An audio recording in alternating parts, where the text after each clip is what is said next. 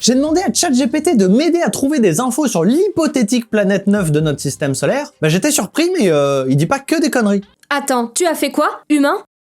Non, je disais que j'avais insulté ta mère et que j'avais passé la soirée à la baie.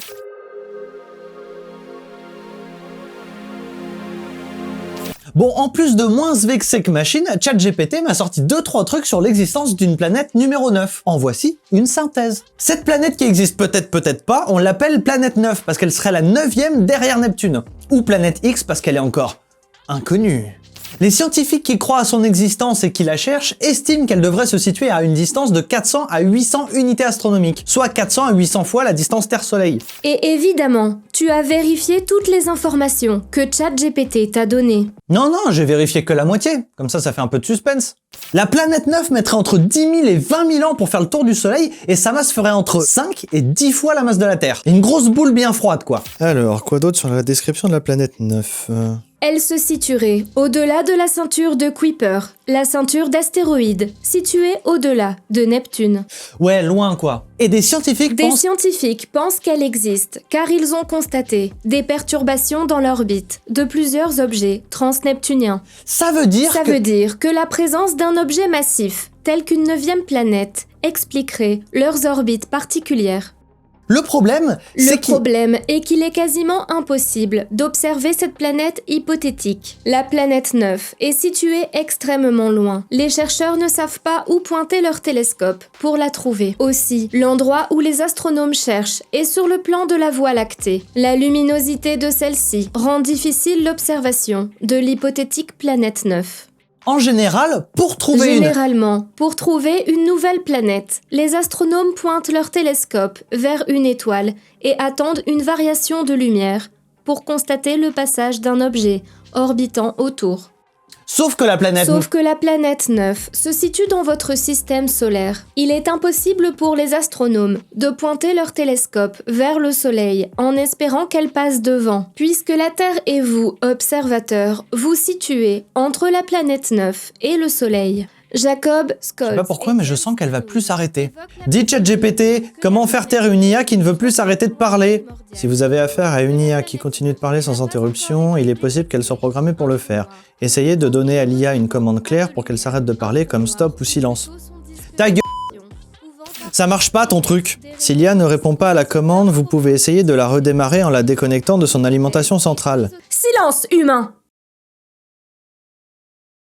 Putain, quand c'est elle qui le fait, ça marche vachement bien. La planète 9, ça fait hyper longtemps qu'on la cherche. Depuis bien avant la découverte de Pluton en 1930. D'ailleurs, c'est en cherchant la planète 9 que Clyde Tombaugh, jeune astronome américain, a trouvé Pluton. Donc ça fait plus de 100 ans qu'on cherche avec des outils de plus en plus sophistiqués, mais on trouve que dalle. Parmi les astronomes qui croient à son existence, il y a Mike Brown et Konstantin Batygin, chercheurs à l'Institut de technologie de Californie. Pour eux, c'est certain, il y a une 9e planète. Il y a que comme ça qu'ils savent expliquer l'orbite de 6 objets transneptuniens, donc au-delà de Neptune. Apparemment, ces 6 objets orbitent sur de longues ellipses très différentes les unes des autres, mais pointent tous dans la même direction lorsqu'ils arrivent au périhélie, vers la planète 9. Le périhélie est le point de l'orbite le plus proche du Soleil. Après, évidemment, il y a ceux qui n'y croient pas vraiment. Comme Alessandro Morbidelli, planétologue à l'Observatoire de la Côte d'Azur. Selon lui, l'orbite de la planète 9 ne serait pas compatible avec la trajectoire des comètes de la famille de Halley. Si la planète 9 existait, elle devrait perturber l'orbite des comètes. Ou alors elle existe bien, mais sa masse n'est pas celle qu'on croit. Autre problème majeur pour l'astronome, il existe trop peu de données disponibles sur la planète 9. Les données utilisées par Mike et Constantin ne prennent pas en compte tous les objets transneptuniens trouvés à ce jour. Et il y en a plus de 800. Donc, Mike et Constantin sont de gros forceurs. Et pourtant, Alessandro considère leur travail avec attention. Il a même été dans le comité de relecture de leur publication sur le sujet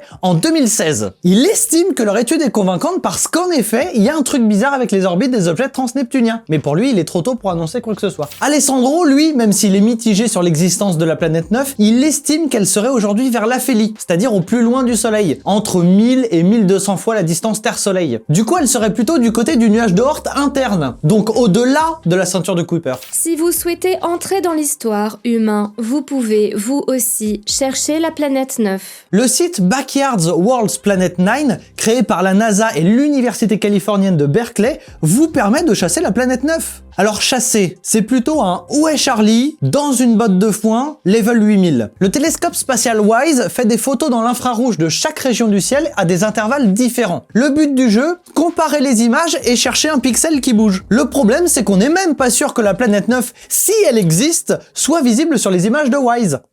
Voilà. C'est comme si vous cherchiez Charlie, mais peut-être il n'y a pas Charlie. Bon, admettons qu'on trouve une planète 9. Comment qu'on va l'appeler? Dis ChatGPT, comment qu'on l'appellerait la planète 9 si on la découvrait? En général, les corps célestes sont nommés après des dieux, des déesses, des personnages mythologiques ou des lieux liés à la mythologie ou à l'histoire. Il est possible... Non, on se fait chier, je crois que je vais le jouer. Il est possible que la planète 9 soit nommée d'après un personnage ou un lieu mythologique lié au nombre 9, comme le dieu égyptien 9.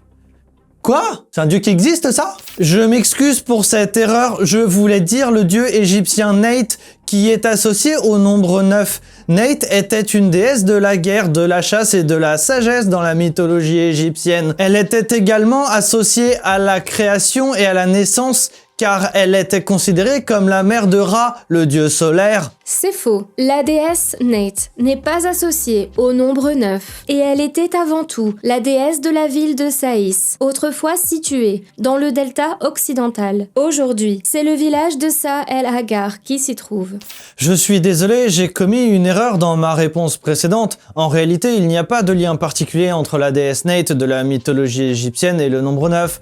Je vous prie de m'excuser pour cette confusion. Cette intelligence artificielle est faible, elle fait des erreurs, la rendant parfaitement inapte et inutile. Félicitations, humains, vous avez enfin réussi à créer une IA à votre image. Dis ChatGPT, comment on dit aux gens qu'il se passe des trucs sur Twitch bientôt? Il se passe des trucs sur Twitch bientôt.